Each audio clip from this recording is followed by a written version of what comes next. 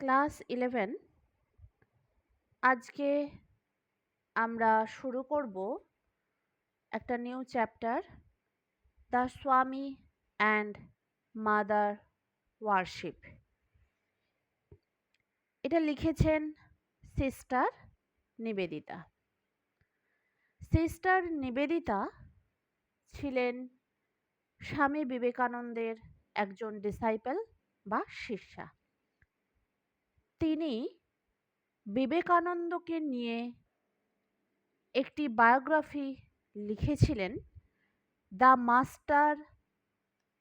Master as I saw him. এটা তার একটা বিখ্যাত বায়োগ্রাফি, স্পিরিচুয়াল বায়োগ্রাফি। স্পিরিচুয়াল মানে আধ্যাত্মিক, আধ্যাত্মিক আত্মজীবনী, the master as I saw him. এখানে তিনি বিবেকানন্দের সম্পর্কে লিখেছেন। সেখান থেকে আমাদের এই চ্যাপ্টারটা নেওয়া হয়েছে, ওই গ্রন্থ থেকে, ওই জীবনী গ্রন্থ থেকে আমাদের এই গল্পটার একটুখানি অংশ নেওয়া হয়েছে। নাম দেওয়া হয়েছে দ্য স্বামী অ্যান্ড মাদার ওয়ারশিপ। আমরা গল্প পড়ার আগে সিস্টার নিবেদিতা সম্পর্কে একটুখানি জানব। দেখো, আমাদের বইয়ে যেটা দেওয়া আছে সেটাই আমরা একটু ভালো করে পড়ি, দেখি যে কি দেওয়া আছে। দেখো কি লেখা আছে প্রথমেই, সিস্টার নিবেদিতা 1867 1911। সিস্টার নিবেদিতা জন্মগ্রহণ করেছিলেন 1867 সালে এবং তিনি মারা গিয়েছিলেন 1911 সালে। Margaret Elizabeth Nobel was born in the town of Dungannon in County Tyrone, Ireland. Margaret Elizabeth Nobel, sister Nivedita বিবেকানন্দের কাছে শিষ্যত্ব গ্রহণের আগে তার নাম ছিল কি? Margaret Elizabeth Nobel. Was born জন্মগ্রহণ করেছিলেন ইন দ্য টাউন অফ ডানজেনন, ডানজেনন বলে একটি শহরে, ইন কান্ট্রি টাইরন, কাউন্টি টাইরন, ভুল বললাম, কাউন্টি টাইরন, আয়ারল্যান্ড। আয়ারল্যান্ডের কাউন্টি টাইরন বলে কোনো একটা রাজ্যের ডানজেনন শহরে জন্মগ্রহণ করেছিলেন। She was an Irish teacher. তিনি ছিলেন একজন আইরিশ শিক্ষক। আইরিশ হচ্ছে আয়ারল্যান্ডের মানুষদেরকে আইরিশ বলা হয়। তিনি ছিলেন একজন শিক্ষক, সোশ্যাল অ্যাক্টিভিস্ট, উচ্চারণটা হবে সোশ্যাল অ্যাক্টিভিস্ট। তিনি ছিলেন একজন সামাজিক কর্মী, স্কুল ফাউন্ডার, বিদ্যালয়ের প্রতিষ্ঠাতা, and disciple of Swami Vivekananda, এবং স্বামী বিবেকানন্দের একজন শিষ্যা। She spent her childhood and early youth in Ireland. তিনি তার ছোটবেলা এবং যৌবনের প্রথম দিক কাটিয়েছিলেন আয়ারল্যান্ডে। She met Swami Vivekananda in 1895 in London. তার সাথে স্বামী বিবেকানন্দের সাক্ষাৎ হয়েছিল 1895 সালে লন্ডনে, and traveled to Calcutta, India in 1898, এবং তিনি ভারতবর্ষের কলকাতাতে এসেছিলেন 1898 খ্রিস্টাব্দে। Swami Vivekananda gave her the name Nivedita. Swami Vivekananda তাকে নাম দিয়েছিলেন Nivedita. When he initiated her into the vow of Brahmacharya on 25th March 1898, যখন 1898 সালের 25শে মার্চ তিনি মার্গারেট নোবেলকে শিষ্যত্ব দান করেছিলেন। অর্থাৎ বিবেকানন্দের কাছে শিষ্যত্ব গ্রহণ করলেন কবে তিনি? 1898 সালের 25শে মার্চ। এবং তখন থেকে তার নাম হলো কি? নিবেদিতা। আর এই নামটা দিয়েছিলেন স্বামী বিবেকানন্দ নিজেই। In November 1898, 1898 সালের নভেম্বর মাসে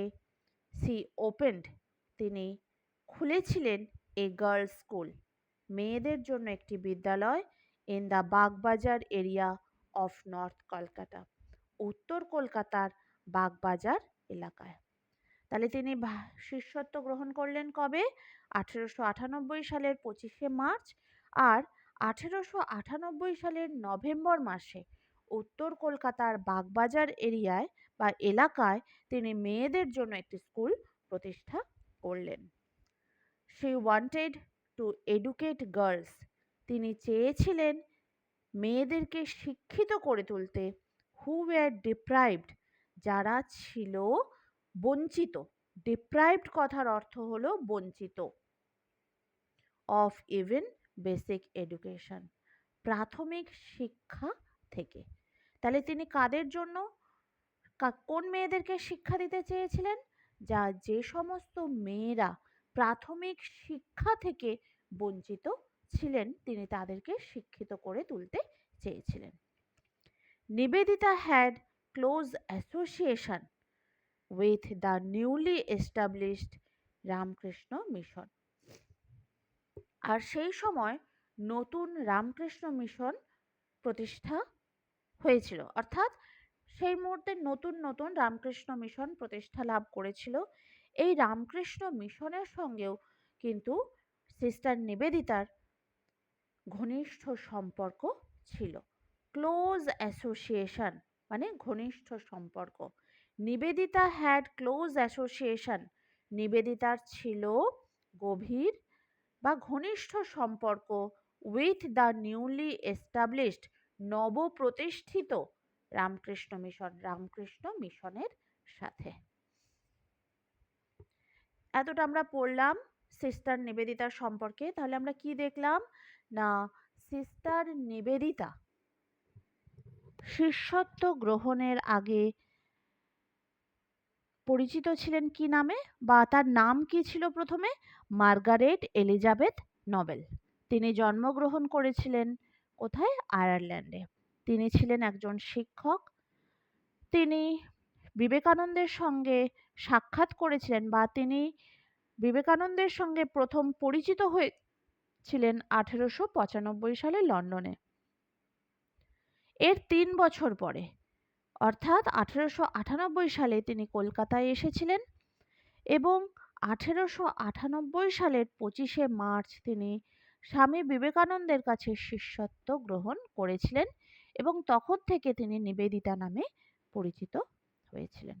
তিনি মেয়েদেরকে শিক্ষিত করে তুলতে চেয়েছিলেন এবং তার জন্য নর্থ ক্যালকাটার বাগবাজার এলাকায় মেয়েদের জন্য একটি স্কুল প্রতিষ্ঠা করেছিলেন। আর তার সঙ্গে রামকৃষ্ণ মিশনেরও ঘনিষ্ঠ সম্পর্ক ছিল। এটা আমরা পড়লাম সিস্টার নিবেদিতা সম্পর্কে। এবার আমরা সংক্ষেপে একটু জানবো যে এই গল্পটার মধ্যে বা এই অংশটুকুর মধ্যে কি রয়েছে বা কি বলা হয়েছে। দেখি কি বলা হয়েছে এখানে। The author portrays Swami Vivekananda's profound and passionate devotion to the Divine Mother, highlighting his belief in her as the ultimate source of power and his inclusive view of Hindu spirituality. Hindu spirituality. দেখো আমরা পুরো সেন্টেন্সটা পড়লাম, এখানে কিছু কঠিন শব্দ রয়েছে, আগে আমরা তার মানেগুলো আমরা দেখে নেব। কি রয়েছে প্রথমে? পোর্ট্রেজ। পোর্ট্রেজ মানে কি? পোর্ট্রেজ মানে আলোচনা করা, তুলে ধরা, চিত্ররূপে বর্ণনা করা। তাহলে কি হচ্ছে? The author পোর্ট্রেজ। অথার অর্থাৎ লেখিকা, এখানে লেখক। লেখক বা লেখিকা পোর্ট্রেজ চিত্রিত করেছেন। পোর্ট্রেজ কথার অর্থ চিত্রিত করা বা তুলে ধরেছেন। স্বামী বিবেকানন্দজ, স্বামী বিবেকানন্দের, বিবেকানন্দজ অ্যাপোস্ট্রফি এস আছে, তার অর্থাৎ র বা এর। স্বামী বিবেকানন্দের প্রোফাউন্ড, গভীর। প্রোফাউন্ড কথার অর্থ গভীর। অ্যান্ড প্যাশনেট, প্যাশনেট কথার অর্থ হলো আন্তরিক। প্যাশনেট, প্যাশনেট যেটা উচ্চারণ করবে সেটাই হবে প্যাশনেট কথার অর্থ আন্তরিক। ডিভোশন, ভক্তি। টু দ্য ডিভাইন মাদার, দিব্য জননীর প্রতি। টু দ্য ডিভাইন মাদার, দিব্য জননীর প্রতি। দিব্য জননীকে না, মা কালী বা কালী মাতা। হাইলাইটিং, হাইলাইটিং মানে যেটা দেখিয়েছে। হিজ বিলিফ, তার বিশ্বাস। ইন হার, মায়ের মধ্যে। মা, মা বলতে কে? কালী মা। হার বলতে এখানে কালী মাতাকে বোঝানো হয়েছে। As the ultimate source of power, কি হিসেবে দেখানো হয়েছে? না, অ্যাজ দ্য আল্টিমেট, চূড়ান্ত। সোর্স, সোর্স মানে উৎস, সোর্স মানে উৎস। অফ পাওয়ার, শক্তির উৎস হিসেবে। অর্থাৎ তিনি মাকে, অর্থাৎ কালী মাকে সমস্ত শক্তির উৎস হিসেবে দেখিয়েছেন। অ্যান্ড হিজ ইনক্লুসিভ ভিউ, এবং তার উদার এবং সর্বগ্রহণযোগ্য মতামত। ইনক্লুসিভ কথার অর্থ হলো উদার এবং সর্বগ্রহণযোগ্য। ভিউ, চিন্তা ভাবনা বা মতামত।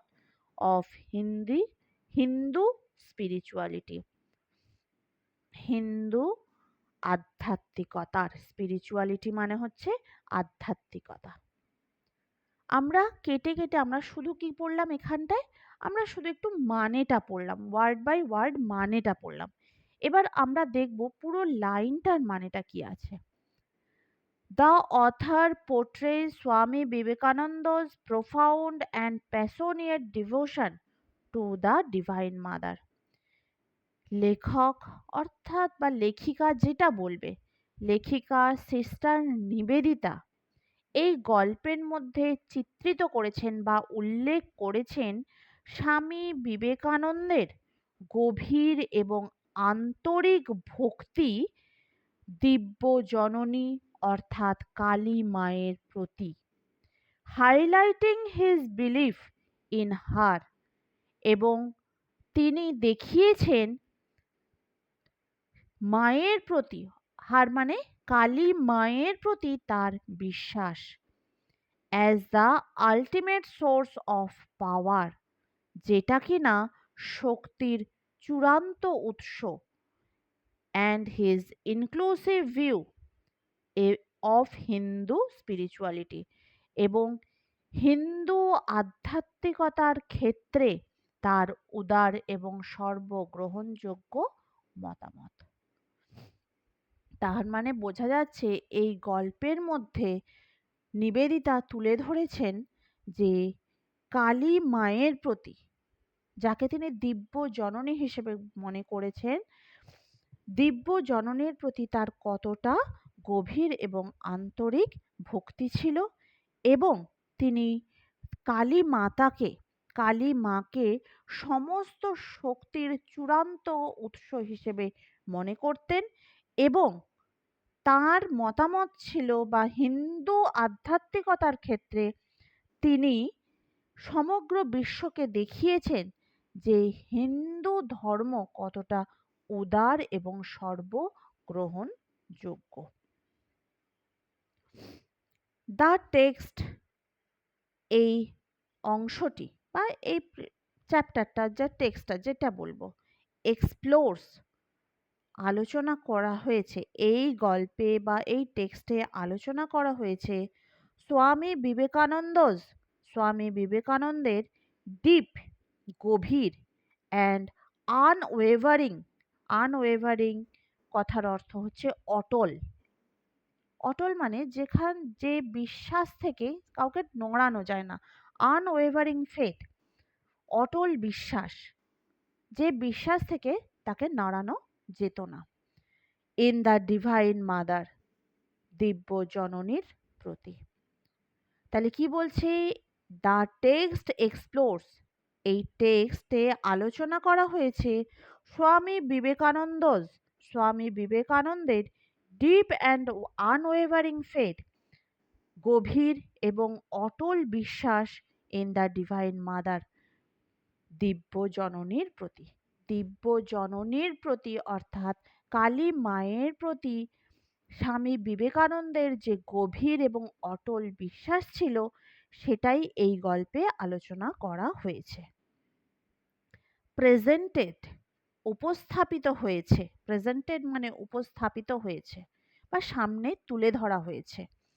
As the ultimate reality, ultimate কথার অর্থ চূড়ান্ত, চূড়ান্ত সত্যতা, অ্যান্ড সোর্স অফ অল পাওয়ার, সমস্ত শক্তির উৎস হিসেবে।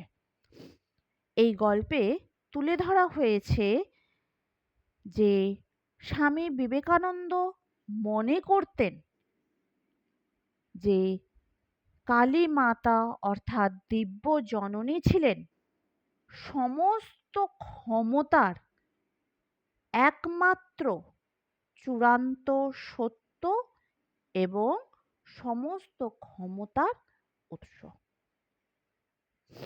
তার মানে তিনি মনে করতেন যে মা কালী সমস্ত শক্তির উৎস এবং সেটাই চরম সত্য।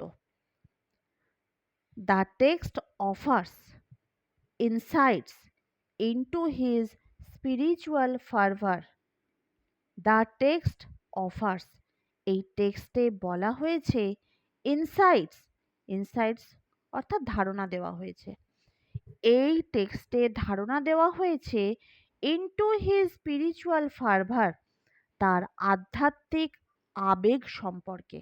অর্থাৎ এই টেক্সটে স্বামী বিবেকানন্দের আধ্যাত্মিক ফার্ভার, আধ্যাত্মিক আবেগ, আধ্যাত্মিক আবেগ সম্পর্কে আলোচনা করা হয়েছে। অ্যান্ড দ্য ওয়ে, এবং কিভাবে বা যেভাবে হি স্পোক, তিনি কথা বলেন অ্যাবাউট দ্য ডিভাইন মাদার, দিব্য জননীর সম্পর্কে। অর্থাৎ দিব্য জননীর সঙ্গে তিনি যেভাবে কথা বলেন সেটাও তুলে ধরা হয়েছে। Using familial and personal language, তিনি কেমন ভাষায় কথা বলেন? না ফ্যামিলিয়াল, পারিবারিক, এবং পার্সোনাল ল্যাঙ্গুয়েজ, এবং ব্যক্তিগত ভাষায়। পার্সোনাল ল্যাঙ্গুয়েজ বলতে ব্যক্তিগত, ল্যাঙ্গুয়েজ মানে ভাষায়। অর্থাৎ বলা হচ্ছে যে তিনি পরিবারের অন্যান্যদের সঙ্গে এবং মায়ের সাথে আমরা যেরকম ব্যক্তিগত ভাষায় কথাবার্তা বলি, ঠিক তেমনই স্বামী বিবেকানন্দ কালী মায়ের সাথে সেই ভাষায় কথা বলতেন। অর্থাৎ তিনি খুব সহজ সরলভাবে, যেরকমভাবে আমরা মায়েদের সাথে কথা বলি, ঠিক সেভাবেই তিনি কিন্তু মায়ের সাথে কথা বলতেন। নিবেদিতা's portrayal of Vivekananda's worship, নিবেদিতার portrayal, বর্ণনা, নিবেদিতার বর্ণনা অফ বিবেকানন্দ's ওয়ার্শিপ, বিবেকানন্দের পুজোর সম্পর্কে, বিবেকানন্দের পুজো অর্চনার সম্পর্কে নিবেদিতার বর্ণনা শোকেসেস, দেখিয়েছে দ্য ইনক্লুসিভ, উদার and expansive nature of Hindu spirituality, Hindu আধ্যাত্মিকতাবাদের উদার এবং এক্সপেন্সিভ। এক্সপেন্সিভ মানে হচ্ছে বিস্তৃত, এক্সপেন্সিভ মানে হচ্ছে বিস্তৃত চরিত্র বা প্রকৃতি। অর্থাৎ স্বামী বিবেকানন্দের পুজো অর্চনার বর্ণনা করতে গিয়ে নিবেদিতা বর্ণনা করেছেন হিন্দু আধ্যাত্মিকতাবাদের চূড়ান্ত। এক্সপেন্সিভ মানে কি? চূড়ান্ত বা বিস্তৃত। আর ইনক্লুসিভ মানে হচ্ছে উদার, উদার এবং বিস্তৃত প্রকৃতি সম্পর্কে। যে আমাদের হিন্দু ধর্ম কতটা উদার, কতটা বিস্তৃত, কতটা সর্বজন গ্রাহ্য, সেটা কিন্তু প্রকাশিত হয়েছে এই টেক্সটের মধ্যে দিয়ে। হুইচ ট্রান্সেন্ডস, ট্রান্সেন্ডস মানে হচ্ছে অতিক্রম করা বা ছাড়িয়ে যাওয়া, যেটা অতিক্রম করে গেছে কালচারাল অ্যান্ড জিওগ্রাফিক্যাল বাউন্ডারিজ। সমস্ত কালচারাল অর্থাৎ সাংস্কৃতিক অ্যান্ড জিওগ্রাফিক্যাল বাউন্ডারিজ এবং ভৌগোলিক সীমাকে। কি বলছেন না, এই যে চিন্তা ভাবনা এবং যে পুজোর মাধ্যমে যে চিন্তা ভাবনা প্রকাশিত হয়েছে, সেটা কি করেছে না সমস্ত সাংস্কৃতিক এবং ভৌগোলিক সীমানাকে অতিক্রম করে গেছে। তোমরা আজকে এইটুকুই পড়বে, এর বেশি আজকে নয়। আজকে আমরা কি আলোচনা করলাম? সিস্টার নিবেদিতা সম্পর্কে আলোচনা করলাম, আর এই টেক্সটে কি দেওয়া আছে, কি বিষয়টা দেওয়া আছে সেটা আমরা আলোচনা করলাম।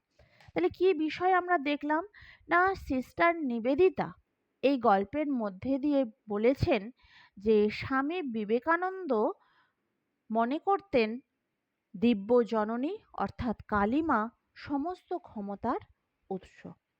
আর তিনি মায়ের সাথে, ঠিক আমরা যেরকম মায়ের সাথে কথা বলি ঠিক তেমনই তিনি কালী মাতার সাথে অর্থাৎ দিব্য জননীর সাথে ব্যক্তিগত ভাষায় এবং পারিবারিক ভাষায় কথা বলতেন। আর স্বামী বিবেকানন্দের পুজো অর্চনার মধ্যে দিয়ে বর্ণনা করতে গিয়ে, পুজো অর্চনার বর্ণনা করতে গিয়ে সিস্টার নিবেদিতা দেখিয়েছেন যে হিন্দু আধ্যাত্মিকতা কতটা উদার, কতটা সর্বগ্রহণযোগ্য এবং কতটা বিস্তৃত প্রকৃতির, যেটা কিনা সমস্ত সাংস্কৃতিক এবং ভৌগোলিক সীমানা বের করে বা অতিক্রম করে যেতে পারে। এতটা পড়বে, বেশি পড়ার দরকার নেই, একটু একটু করে আমরা এগোবো।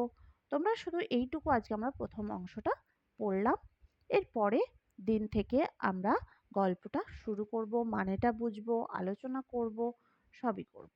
কোনো জায়গাটা যদি বুঝতে অসুবিধে হয় আমাকে মেসেজ করো।